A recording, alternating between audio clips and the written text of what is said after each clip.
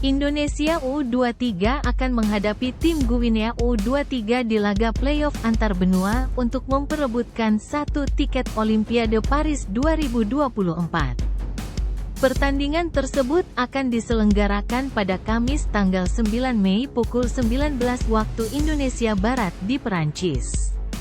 Tim asuhan pelatih Shin Tae-yong, STY, tidak bisa menganggap remeh kekuatan tim Guinea. Pasalnya pemain timnas Guinea U23 sebagian besar adalah punggawa tim senior Guinea. Sehingga dari segi pengalaman, tim muda Guinea sudah teruji.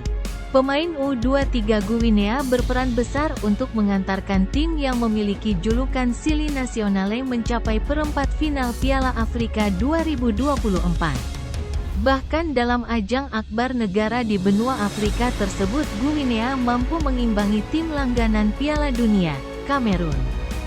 Selain itu, tim Guinea U23 juga memiliki pengalaman bermain di klub-klub Eropa. Ada Aguibo Camara, Atromitos, Alga-Simeba, Olympiakos, Nabu Oulare, Boluspor. Saat ini tim Guinea menempati peringkat 76 FIFA per April tahun 2024 dengan 1.324,65 poin. Ranking FIFA tertinggi Guinea adalah peringkat 22 dan terendah di 123. Menurut data Transfermarkt, tim Guinea U23 saat ini memiliki nilai pasar 133,4 miliar rupiah. Tim Guinea U23 akan melawan timnas Indonesia U23 di babak playoff setelah menjadi peringkat 4. Piala Afrika U23. Dalam perjalanannya, tim Guinea U23 menduduki peringkat kedua di klasemen grup A dengan mengumpulkan poin 4 setelah menang posisi 3-1 melawan Kongo U23 dan imbang melawan Ghana U23.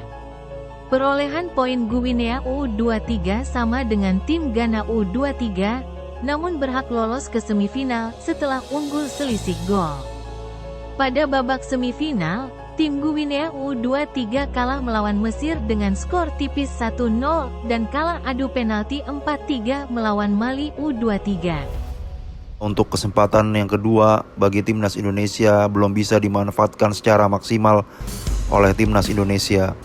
Indonesia harus takluk 2-1 oleh Irak dengan gol di menit extra time yang menghancurkan mimpi bangsa Indonesia untuk melihat timnasnya bisa berlaga di Olimpiade 2024 ini di Paris. Namun memang masih ada satu lagi peluang untuk timnas Indonesia untuk lolos ke Olimpiade, yaitu di mana Indonesia akan bertanding melawan Guinea di Paris tanggal 9 Mei minggu depan, tepat 1 pekan setelah pertandingan melawan Irak.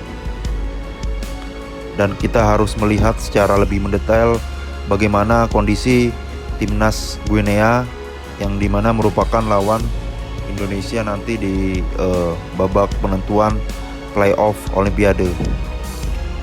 Kalau kita bisa lihat kualitas pemain Guinea itu, kalau kita lihat bisa tercermin ketika para pemain timnas Guinea ini hampir sebagian besar merupakan pemain senior dan dimana mereka baru saja di Piala Afrika kemarin mereka meloloskan negara mereka ke babak 8 besar di Piala Afrika. Jadi nggak main-main dimana kita tahu juga kualitas Afrika sekarang sedang berkembang pesat. Terbukti mereka berhasil lolos di semifinal Piala Dunia perwakilan mereka kan Maroko. Dan Guinea lolos ke perempat final, dimana mereka di babak penyisihan grup itu mereka mengimbangi Kamerun Jadi Kamerun yang notabene merupakan langganan Piala Dunia, dimana terkenal dalam permainan sepak bola, yang Kamerun berhasil diimbangi oleh Guinea. Jadi memang ini sungguh sangat berat sekali timnas Indonesia yang kita lawan nanti Dan walaupun mereka baru menduduki peringkat 76 FIFA, namun secara kualitas kalau kita lihat lebih detail, timnas Guinea ini kualitasnya Dunia memiliki jauh banyak di pemain atas yang saat ini berumput di timnas luar negeri, tepatnya di benua negara Eropa, Asia. dan memperkuat sejumlah klub elit. Dan kita bisa lihat juga kemarin di Piala Afrika U21, U23 yang kemarin dilakoni oleh timnas Guinea saat ini, mereka berhasil mengimbangi Mali ya di perebutan tempat ketiga, dan mereka kalah ya di adu penalti. Dan sempat juga mereka hampir mengalahkan Mesir di semifinal. Dan juga para pemain Guinea ini kalau kita lihat itu banyak yang bermain di Liga Prancis, Liga 1 Prancis, Liga 2 Prancis. Dan juga ada beberapa pemain yang sudah bermain di Olympiakos, Liga Yunani ya, Liga utama Yunani. Jadi ini sungguh sangat mengkhawatirkan bagi timnas kita, dimana kita lihat sendiri ketika melawan Irak, timnas Indonesia yang notabene sebenarnya bisa menang melawan Irak, tapi kita bisa lihat stamina timnas Indonesia sangat tidak mumpuni ketika di laga tersebut.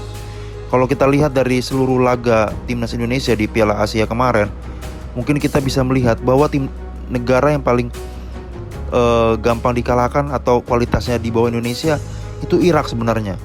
Yordania, Qatar, Australia bermain lebih bagus dibanding Irak. Namun Indonesia tidak bisa mengambil kesempatan itu melawan Irak. Itu sangat disayangkan sekali ya. Dan juga Indonesia saat ini tidak bisa diperkuat oleh Justin Hapner ya, yang kena akumulasi kartu kuning ya. Dan kita nggak tahu juga si Rizky Ridho apakah bisa bermain melawan timnas Guinea.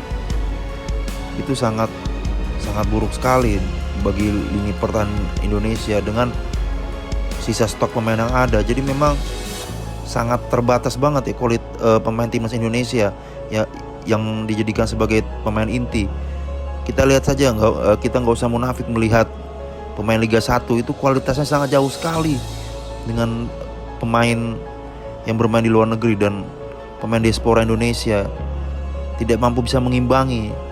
Kalau Justin Hapner dan Rizky Ridho tidak bermain, otomatis kita hampir 90% bisa kalah melawan Guinea yang mengerikan ya. Jadi memang mungkin harapannya kita sebagai netizen hanya mendoakan aja semoga Indonesia bisa belajar dari pengalaman ini. Dan kita bisa lihat nih ketua umum kita ya, Bos Erick Thohir, dia tidak mau peduli mau kalah menang, yang penting kita punya mental juara, kata Erick Thohir. Namun memang pada faktanya keterbatasan stok pemain timnas Indonesia yang berkualitas itu sangat luar biasa. Jadi bullshit lah itu Bung Toel yang berkata bahwa STY tidak bisa mengembangkan.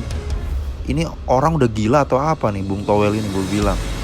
Lu gak berpikir apa kalau yang main Liga 1 Indonesia bisa lolos gak? Piala lolos doang, Piala Asia U23 kemarin. Bisa gak? Gitu aja. Itu kualitasnya sangat timpang sekali ya. Ramadan Sananta kayak tidak ada gunanya. Kita bisa melihat sangat luar biasa. Jadi otomatis Rafael Struijk, Ivan Jenner, Nathan, Marcelino, Witan, Arhan, gimana mereka tidak kecapean gitu kan. Sedangkan pelapis mereka kualitasnya sangat jauh. Jadi yang kita harapkan saat ini sebagai masyarakat Indonesia, mungkin ini pembelajaran bagi timnas Indonesia. Terima kasih.